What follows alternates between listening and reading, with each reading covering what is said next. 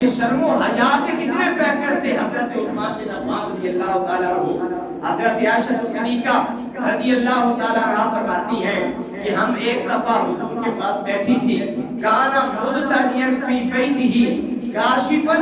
عن ساقیہ،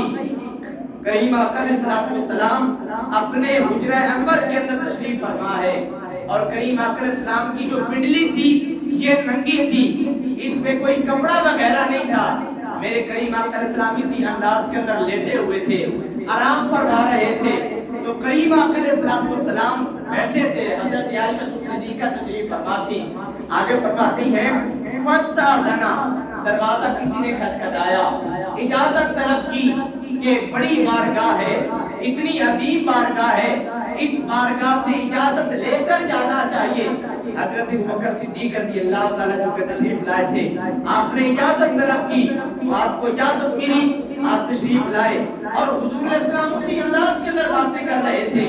آپ کی پنڈلی سے کپڑا ہٹا ہوا تھا۔ مزے کی بات یہ ہے اوپر سے حضرت عمر آتے ہیں، میرے آقا علیہ السلام بیٹھے رہتے ہیں، آگے سنیے، ثم استأذن عثمان، جب حضرت عثمان آتی ہے نا، دروازہ کھٹکھٹاتے ہیں تو کیا ہوتا ہے؟ فجلس رسول اللہ صلی اللہ علیہ وسلم وصفا ثيابه،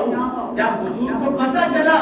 کہ باہر حضرت عثمان آئے ہیں، میرے کریم آقا علیہ السلام جلدی سے اٹھ کے بیٹھ جاتے ہیں، اٹھ کے بیٹھ کے اپنے کپڑے کو درست فرماتے ہیں۔ اسی اسلام کے اندر آپ تشریف لاتے ہیں، فلما خرجا، جب یہ سارے حضرات باہر تشریف لے جاتے ہیں، حضرت ابوبکر صدیق بھی چلے گئے، حضرت عمر بن خطاب بھی چلے گئے، حضرت عثمان بن عفان بھی چلے گئے، تو حضرت عائشہ عرض کرتی ہیں کہ یا رسول اللہ داخل ابو بکر فلم تحشر له لم ثياب له، آپ نے نہ تو حضرت ابوبکر صدیق آئے، نہ تو آپ اٹھ کے بیٹھے، نہ تو آپ نے اپنا کپڑا درست کیا، آگے ثم داخل عمر، پھر حضرت عمر تشریف لائے، فلم تحشر له ولم تبالی له، آپ نے کیا کیا ہے؟ نہ تو اٹھ کر بیٹھے ہیں، نہ کپڑا درست کیا ہے۔ آگے فرماتی ہے ثم داخل عثمان، جب حضرت عثمان بن عفان تشریف لاتے ہیں، فجلست فصبيت ثيابك، یا رسول اللہ وہ دونوں حضرات آئے، آپ نے کپڑا درست نہیں فرمایا، لیکن جب حضرت عثمان بن عفان آتے ہیں تو آپ نے فوری اٹھ کے بیٹھ گئے، آپ نے اپنے پنڈلی والا کپڑا درست فرمایا، کیا وجہ ہے؟ آپ سنیے میرے آقا کا فرمان، اور میرے کریم آقا علیہ السلام نے کتنی شان عطا فرمائی ہے صحابی رسول کو، کیا فرماتے ہیں؟ فقال، میرے آقا فرماتے ہیں اے عائشہ الا استحیی من رجل تستحیی منہ الملائکہ، اے میری لاڈلی بیوی، اے عائشہ میں اس بندے سے حیا نہ کروں اور جس بندے سے رب کے فرشتے حیا کرتے ہیں۔ یہ وہ شرم و حیا کے پیر کرتے حضرت عثمان بن عفان۔ آج بھی سخاوت کا جو در و دروازہ تھا وہ کیسے آپ نے اپنے گھر سے سخاوت کی تھی، آج بھی جو لوگ عمرہ شریف چلے جاتے ہیں ان کو پتا ہے مدینہ المنورہ کے اندر ایک ہوٹل ہے جس کا نام ہے فندق بن عثمان بن عفان، کہ یہ جو ہوٹل ہے یہ حضرت عثمان بن عفان کا ہے۔ کیا مطلب کہ اس ہوٹل کے اندر جہاں آج وہ ہوٹل بنا ہوا ہے وہاں پر حضرت عثمان بن عفان سخاوت کیا کرتے تھے اور وہ جگہ خرید کر میرے کریم آقا کی بارگاہ کے اندر پیش کی، یا رسول اللہ اس جگہ سے فائدہ اٹھائے۔ اور آج بھی سعودی حکومت کے بینک کے اندر حضرت عثمان بن عفان کا آفیشل اکاؤنٹ بنا ہوا ہے، جہاں سے آپ کے باپ کی کھجوریں، ان کی جو سیلنگ ہوتی ہے، ان کے جو پیسے ہوتے ہیں آپ کے اکاؤنٹ کے اندر آتے ہیں، اور وہ جو سارا مال ہے وہ پورا باپ کے اندر تقسیم کیا جاتا ہے۔ میرے جذبات تو یہ کہتے ہیں، میں اس بات کا جو خلاصہ عرض کرنا چاہتا ہوں وہ یہ ہے کہ جس طرح 1400 سال پہلے حضرت عثمان بن عفان کا لنگر چل رہا تھا، 14 صدیاں بعد بھی حرم مدینہ کے اندر حضرت عثمان بن عفان کا لنگر چل رہا۔ یہ شان ہے خدمتگاروں کی، سرکار کا عالم کیا ہوگا۔ آگے آخری حدیث سے بات اور پھر اجازت چاہوں گا۔ میرے کریم آقا علیہ السلام نے ایک جنگ کے اوپر، ایک جنگ کے موقع کے اندر میرے کریم آقا علیہ السلام نے اعلان فرمایا وعن ابی عبد الرحمن بن خباب قال شہدت النبی وهو يحث على جيش الاسرى، اس جیش کا نام اسرا تھا، اس جنگ کا نام۔ میرے کریم آقا نے فرمایا ہاں میرے صحابو، کوئی بندہ ہے کہ جو مجھے اور اس اسلام کے لیے کون ہے جو خدمت کر سکتا ہے؟ حضرت عثمان بن عفان نے ہاتھ کھڑا کیا، بلکہ صرف ہاتھ نہیں کھڑا کیا، کھڑے ہو گئے۔ فقام فقال، کیا فرماتے ہیں؟ یا رسول اللہ علیہ مئۃ بعیر باہلاسیہ واقتابها،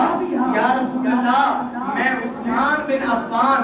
100 اونٹ بمائے ان کے جو اوپر سیٹیں ہیں وہ میں سارے 100 اونٹ پیش کرنے کے لیے آپ کی بارگاہ کے اندر حاضر ہوں۔ 100 نہیں، آگے سنیے، آج دیکھیں یہاں سے ایک بات اور بھی ثابت ہوتی ہے کہ اسلام کے لیے بالخصوص مساجد کے لیے، چونکہ ضرورت مساجد کے لیے ہے، چندہ جمع کرنا، یہ جو لینا ہے یہ میرے آقا کی سنت ہے اور دینا حضرت عثمان بن عفان کی سنت ہے۔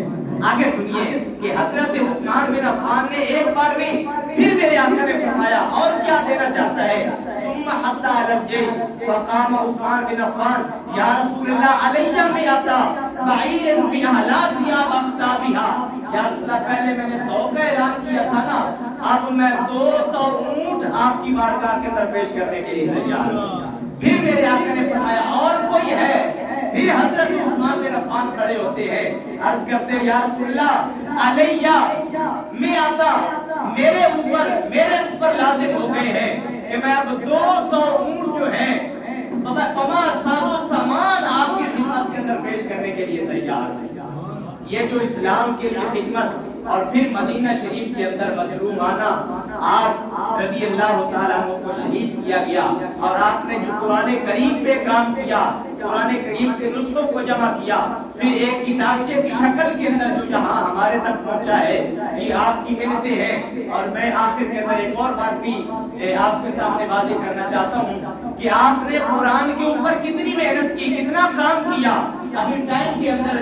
کمی ہے، ورنہ میں آپ کو مزید تفصیل کے ساتھ بتاتا۔ جو ہم نے ایک بات آپ کو شیئر کرنی ہے وہ یہ ہے کہ سویڈن کے اندر مصطفیٰ کریم علیہ السلام کی اس پیاری کتاب اللہ تبارک و تعالیٰ کی نازل کردہ قرآن کریم کی جو گستاخی ہوئی،